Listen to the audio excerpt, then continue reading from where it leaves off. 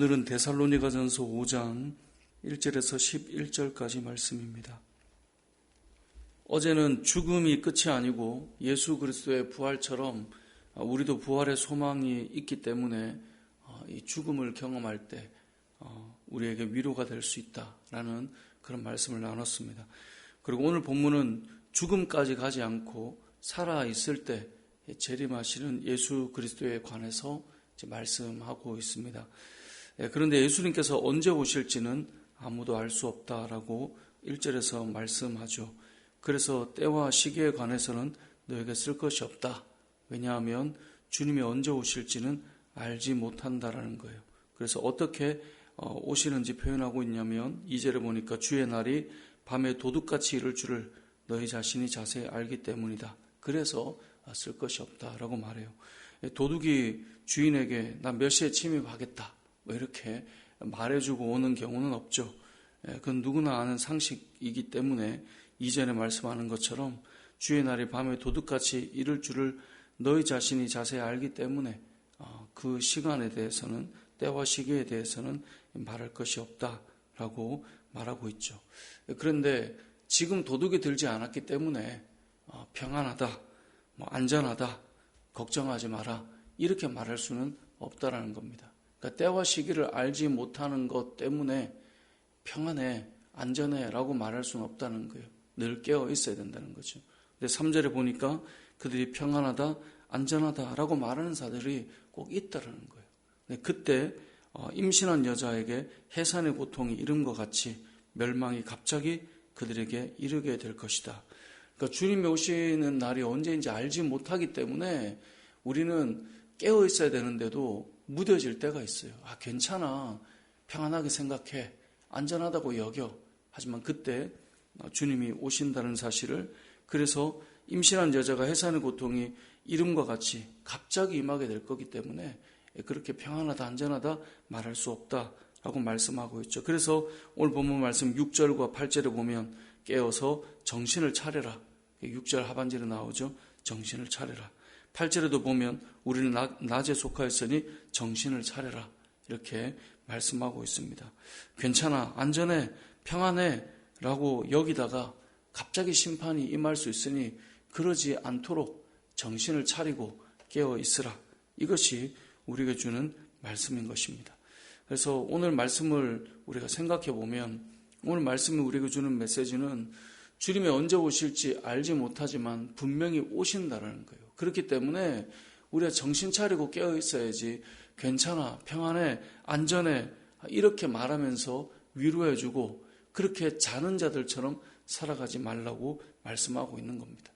이 말씀을 잘 이해할 수 있는 어떤 적용된 사건이 있다면 예전에 설교했던 예레미야 선지자의 사건이라고 저는 생각합니다.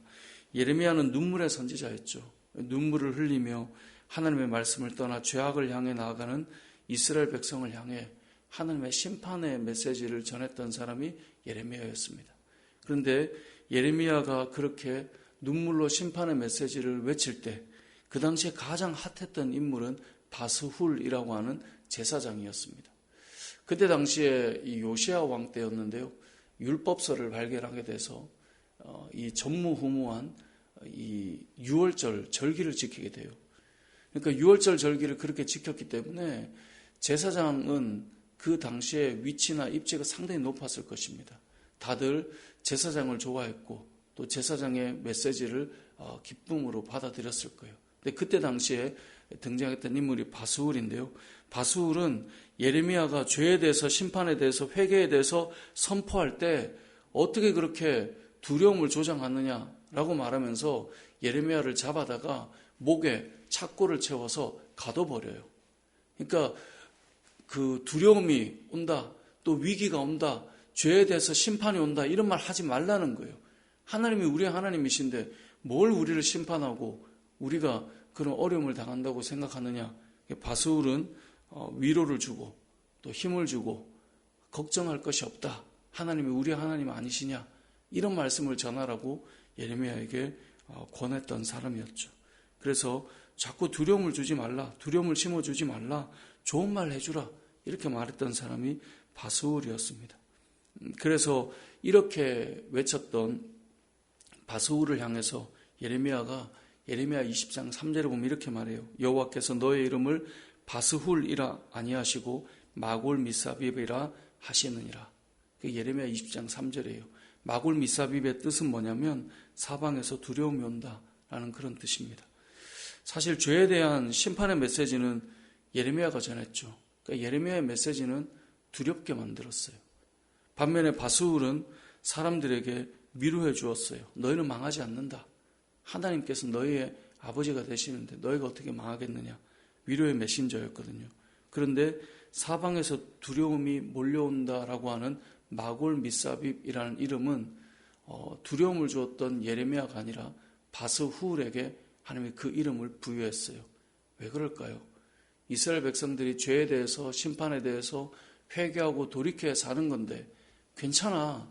오늘 말씀처럼 평안하다, 안전하다, 괜찮다라고 말하는 바스훌 때문에 실제로는 진짜 진정한 두려움이 밀려오고 있는데 그걸 모르고 있을 그 이스라엘 백성을 향한 또 그러한 예언을 하고 있는 바스훌을 향한 메시지였죠. 실제로 바스훌의 위로의 메시지를 들었던 이스라엘은 30년 후에 멸망하고 맙니다. 그렇기 때문에 마골 미사빕이라는 이름을 바스훌이 받게 된 것이죠. 진짜 두려움이 무엇인지 알려주는 것이죠. 오늘 본문 데살로니가전서 5장 3절이 바로 그 말입니다.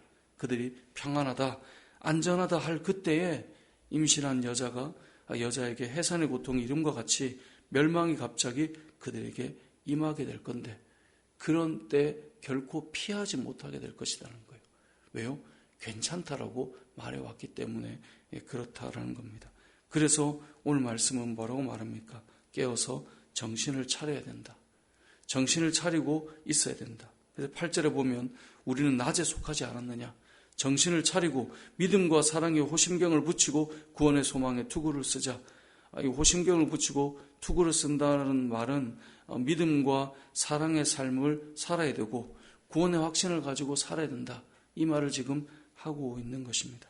오늘 말씀은 우리에게 주님이 언제 오실지 우리는 알지 못하기 때문에 우리의 마음에 괜찮아, 편안하게 생각해 라고 혹 말할지 모르나 때를 모른다라고 해서 안 오시는 건 아니라는 거예요. 주님이 오실 때가 있다는 겁니다. 심판의 때가 있다는 겁니다.